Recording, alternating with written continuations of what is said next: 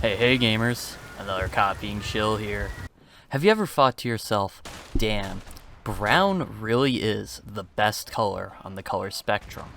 Or that Battlefield 1 was not realistic enough for you? Then you've probably played Verdun 1916.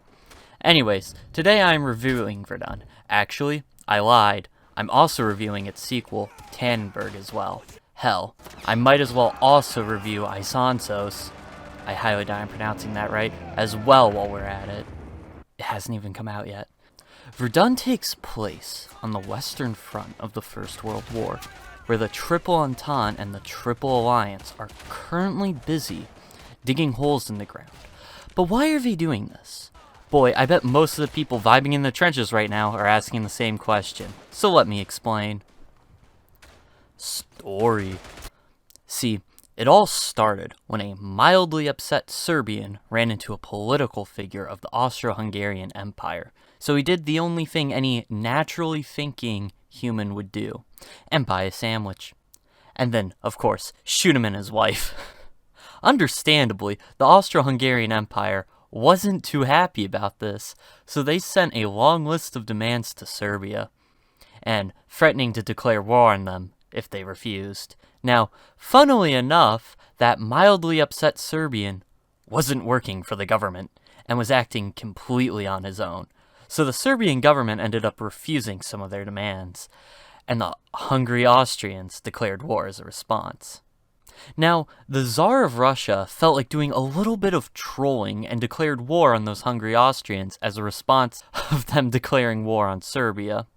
So naturally, the German Empire declared war on the Russians. Now, declaring war on Russia wasn't liked by the 982nd Republic of France, so they then declared war on the Germans. The Germans saw that the French had built a long series of forts along their borders as a response to their last ass-whooping that was also by the Germans. So, as a response to this, the Germans went around it. This action pissed off the British, who then declared war.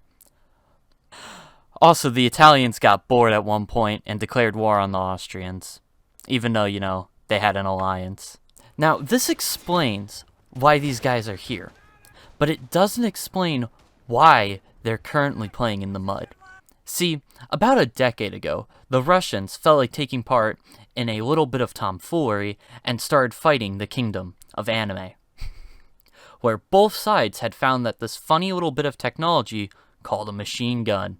Now, any commander who had seen those machine guns in action would see that these would most likely change how war is waged.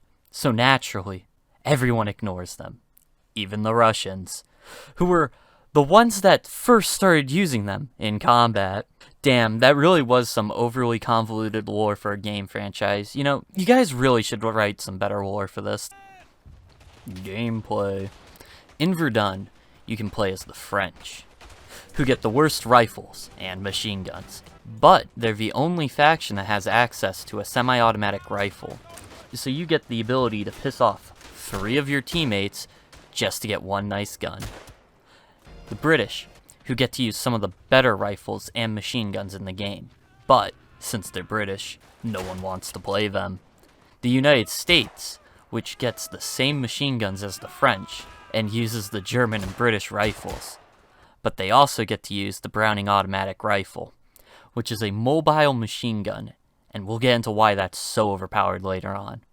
The Amish, which I still have no idea why they're in the game, and of course, the Canadians, which is the only faction that uses a straight pull bolt-action rifle. All of these nations get to fight for the Entente, and just the Germans for the Central Powers. Perfectly balanced, as all things should be. But with that being said, the Germans have access to some of the best machine guns in the game. After picking the faction that best fits with your personality, you then get to pick your role in the squad. Now, there's a lot of roles in the game, most of which are unique to your faction, but almost all roles are actually just one of 4. The machine gunner, the rifleman/sniper, the grenadier, and the squad leader.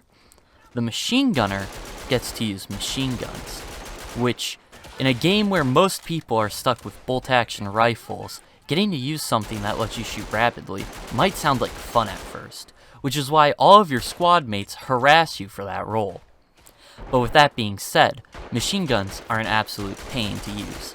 See, in normal games, when you go prone or lean up against a half-height wall, your bipod would deploy. But in Verdun, you have to manually deploy the bipod. This doesn't sound bad at first. However, you can only deploy where the game wants you to. So, what will end up happening 90% of the time is that you get sniped while trying to set up your gun. Damn, if only there was a machine gun that you could also run around with. Riflemen either get a basic rifle or a rifle with a scope. And at first, you might think that a gun with a scope would be useful. However, the game devs made it so that you have the same sensitivity while aiming down sights without a scope and with one.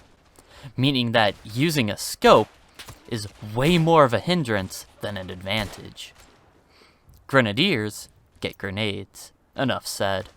And last, but most certainly least, we have the squad leader, which is the only person in your squad that you can spawn on, and they're the ones that get to call in the artillery. So the best strat with the squad leader is to run up to the enemy trench and camp in a crater so your squad can spawn in without running through no man's land, and then get disconnected for being AFK for too long. Fun. Anyways, the main game mode is Frontlines, which is supposed to be an accurate depiction of how World War I battles would take place. So, one side starts the battle by attacking the trench, then the other side gets to attack. So what ends up happening is that if two sides are balanced, absolutely no progress is made, and you end up sitting there regretting life. To top this off, there are 2 maps in this game. Now, some might tell you that I'm lying and there are in fact 9 maps. However, I've only experienced the trenches map and the 5 minutes before they dug the trenches map. Now, something that I've been hinting at throughout this video is that this game isn't fun, because most of your deaths will be either from artillery or a random sniper that was blending in with the dirt.